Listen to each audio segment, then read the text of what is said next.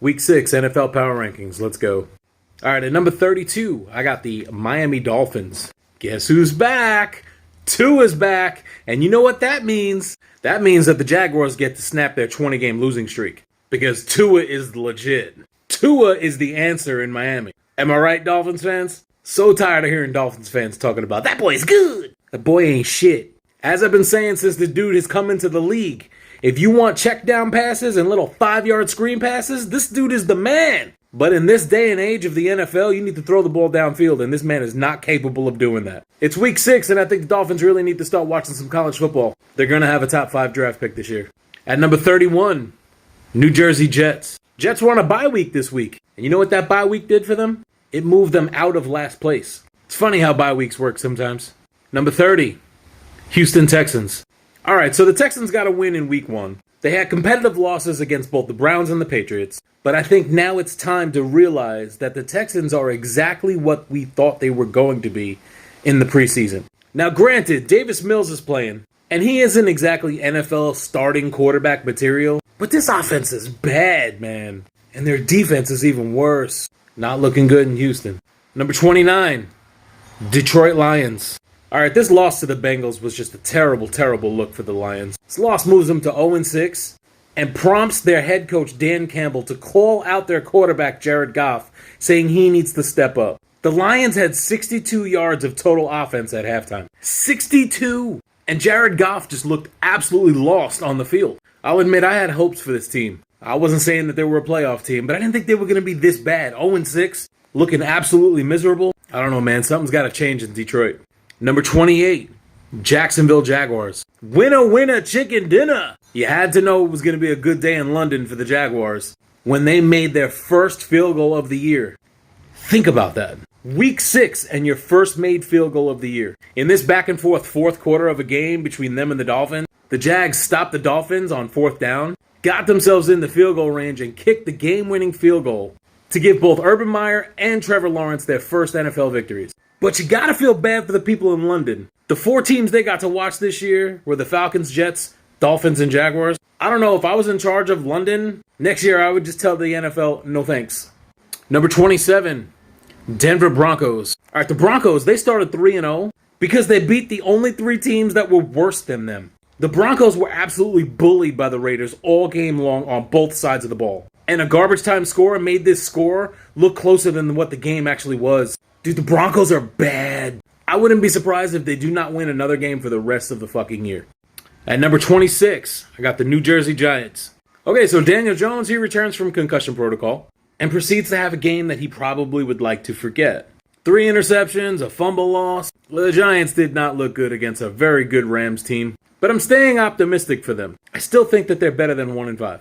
Number 25, the Atlanta Falcons. The Atlanta Falcons were on a bye week this week. Their record remains 2-3, which in the grand scheme of things isn't terrible. Number 24, Washington. Man, this could have been great. Washington squandered a lot of opportunities against the Chiefs on Sunday. However, they went into halftime leading 13-10. But then they got completely embarrassed in the second half. Whether it was the Chiefs showing up or Washington disappearing, or a combination of both, Washington gets blown out in a game where they were paying tribute to the late, great Sean Taylor.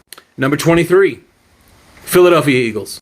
So it seems like the Eagles had an early game plan of abandoning the run game. Miles Sanders was nowhere to be found, and that bit them in the ass. So in the second half, they came out running the ball. And look at that shit. Success. Despite coming all the way back from down 28-7 against the Super Bowl champs, they made it close. They cut it to 6 points, but they fell short. Not too sure what's in store for this Eagles team, but I'm not too sure that the playoffs is one of those options. Number 22, Seattle Seahawks. Geno Smith, he played nicely in Russell Wilson's absence, even against a really good Steelers defense. He had 0 turnovers and brought them back from a 14-0 deficit. But he's not Russell Wilson. And the Seahawks lose in overtime to the Steelers. But there are rumors circulating that Russ might be cooking again real soon. They should be thankful that they're only 2-4. Number 21, Carolina Panthers. So the Panthers played the Sorry, I dropped my phone. So in this game against the Vikings, dropped it again. If I did that 5 more times and had 7 drops, it would equal the 7 drops of the Carolina Panthers wide receivers. Now I get it, shit happens. Receivers are entitled to have off games, but it's not easy to make up when you've got a guy like Sam Darnold throwing the ball. 17 for 41. That's disgusting. The Panthers were 2 of 12 on third downs. They had 3 turnovers. How they battled back into this game and scored late in the fourth quarter to send it to overtime is an absolute fucking mystery. But just like they did in New Jersey, Carolina's starting to figure out that Sam Darnold just isn't the fucking answer. Number 20, San Francisco 49ers. Niners had a bye week, record at 2-3. We'll see how they come out and perform this week after a week's worth of rest. Number 19, Chicago Bears. All right, Justin Fields, he's maturing. Slowly, but he's maturing for sure. A loss to the Packers? It was to be expected. But in my book, this team is the definition of mediocrity. Number 18, Minnesota Vikings. With a 28-17 lead in the fourth quarter, the Vikings kicker Greg Joseph misses a 50-yard kick and sets up the Panthers with good field position, enabling them to go down and score a touchdown to send the game to overtime. Luckily, in the overtime, Kirk Cousins pulls out a win. It was ugly, but a win. Number 17, Indianapolis Colts. I think the Colts may still be alive. Jonathan Taylor had himself a day. Moving forward, he needs to be the focal point of that offense. The Colts need to realize what the Eagles realized. Carson Wentz is just not an elite quarterback. He's a game manager. Let him manage the game by turning around and handing the ball to Jonathan Taylor. Number 15, Pittsburgh Steelers. Maybe the Steelers still have some life. Okay, their offense still needs some massive help. But that Steelers defense is starting to wake up a bit. That defense sacked Geno Smith 5 times, and TJ Watt completely took over late in the game, giving the Steelers a much-needed overtime win. Number 14, New England Patriots. In a heartbreaking overtime loss to the Dallas Cowboys, the New England Patriots have plenty of silver linings to take away from this game. Mac Jones is maturing very quickly for Bill Belichick and staff. After a Trayvon Diggs pick 6 late in the game, Mac Jones immediately went right after Diggs again, and this time he was burned with a double move for a touchdown to take the lead. In addition, the Patriots' defensive front line stuffed the shit out of the Cowboys all game long. On fourth downs on short yardage, Zeke had nowhere to go. At 2-4, this team is much better than its record suggests. Number 13, Las Vegas Raiders. Derek Carr resurfaced against the Broncos, once again mastering the art of the deep ball. The Raiders' defensive line absolutely dominated the game with 5 sacks on quarterback Teddy Bridgewater. Max Crosby had 3 sacks alone. I think it's safe to say that the Raiders are going to be okay without John Gruden. I think the same could be said for everyone. Number 12, Los Angeles Chargers. Coming into this game, we all knew the Chargers' run defense was shit, absolute shit. Playing a Ravens run game didn't help much. One would think that the Chargers' offense would keep them in this game, but Justin Herbert looked like a sophomore QB, and he played like one. Chargers come crashing back down to earth after a loss to the Ravens. Number 11, Cleveland Browns. No Nick Chubb to start the game was bad enough for the Browns. Jarvis Landry has been on the IR for weeks. Baker Mayfield playing with an injured shoulder. Losing Kareem Hunt during the game.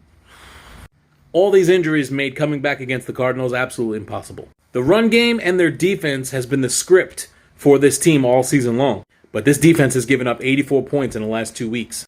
If Chubb and Hunt continue to be off the field, this team is in trouble. Number 10, Kansas City Chiefs. This game was the tale of 2 halves for the Chiefs. In the first half, the Chiefs had 3 turnovers, including a terrible decision by Patrick Mahomes. Once again, he's trying to be way too cute. And they found themselves down 13-10 at halftime. But Andy Reid made some halftime adjustments, and the Chiefs came out and dominated the second half and turned this game into a blowout. The only thing that's going to stop the Chiefs' offense this year is themselves, their mistakes. And much like Juju was a distraction for the Steelers in the second half of the year last year, Jackson Mahomes, Patrick's brother, dancing on Sean Taylor's logo, you gotta stop, bro. Number 9, Cincinnati Bengals.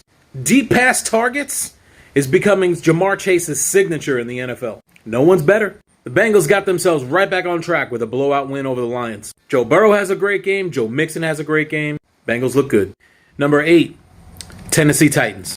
Derrick Henry show was on full display on Monday Night Football. He single-handedly kept the Titans in the game offensively all game. But it was a goal line stand at the end of the game on fourth down as time was almost out that provided the Titans with a massive win that they really needed. Number 7, the Buffalo Bills. Josh Allen and the Bills offense moved the ball at will, but red zone fails killed them early. Their first 2 drives, red zone. They had to settle for 2 field goals. That allowed the Titans to stay in this game. They couldn't stop Derrick Henry, as he had 3 touchdowns. And for the first time all year, the Bills' defense looked weak. But with a chance to win the game late, Head coach Sean McDermott decides to go for it on 4th and inches inside the 5-yard line. Instead of kicking the field goal to send the game to overtime, he goes for the win. Now, me personally, I loved the call. Loved it. That being said, I absolutely hated the play call. You have Josh Allen. There are so many things that man could have done. Slipping and falling face first into the ground was not a good look. I will say this. Last year, the Bills lost on a Hail Mary, thrown by Kyler Murray, caught by DeAndre Hopkins. The following week, the Bills go into a bye week, much like this week. The Bills did not lose another game all season. They did not lose again until the AFC Championship game against the Chiefs. I'm hoping for the same result. Number 6, Green Bay Packers. Devontae Adams has a pedestrian game, and the Packers show that they don't need their superstar to win. They can win with many weapons that they have. Aaron Rodgers threw for less than 200 yards. It was the run game that beat the Bears. And Aaron Rodgers was sure to let the Bears fans know that he still owns them. Because he does.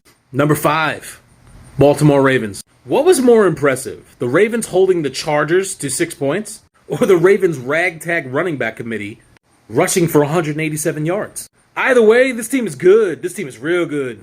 Number 4, Tampa Bay Bucks. So the Bucks come out and put up a 28-7 lead on the Eagles, and then put things on cruise control for the rest of the game. Yeah, they allowed the Eagles back in the game, but I suppose that's what the big lead was all about. A banged up secondary for the Bucks might just hurt them a little bit down the road, but for now they continue to cruise. Number 3, Los Angeles Rams. Rams started off slow in New Jersey, but once they turned it on, they steamrolled the shit out of the Giants. Stafford was 22 for 28, looking MVP-ish, and Cooper Kupp continues his ridiculous season with 9 more catches, 130 more yards, and 2 more touchdowns. Number 2, Dallas Cowboys. Being a hater in the past, I have since shut up about my doubts about Dakota Rain Prescott. This man is a legit elite quarterback in the NFL. And this weekend, he stamped a reminder for everyone to see. Dak moved that offense with ease when it mattered most against a really good Patriots defense. The touchdown drive in overtime looked so easy. Trayvon Diggs gets another interception, this time a pick 6, his second pick 6 of the year, and the Cowboys win in overtime in one of the wildest finishes I have seen in a regular season game. How about them Cowboys? Number 1, Arizona Cardinals. All right, this Cardinals team made me eat my words this weekend. Up until now, I have not been sold on them. Feel like that they were a decent team, but they weren't dominant. Well, on Sunday they were pretty dominant. Granted, the Browns are banged up, but this game wasn't close. At all. Kyler Murray is playing well. DeAndre Hopkins is playing well.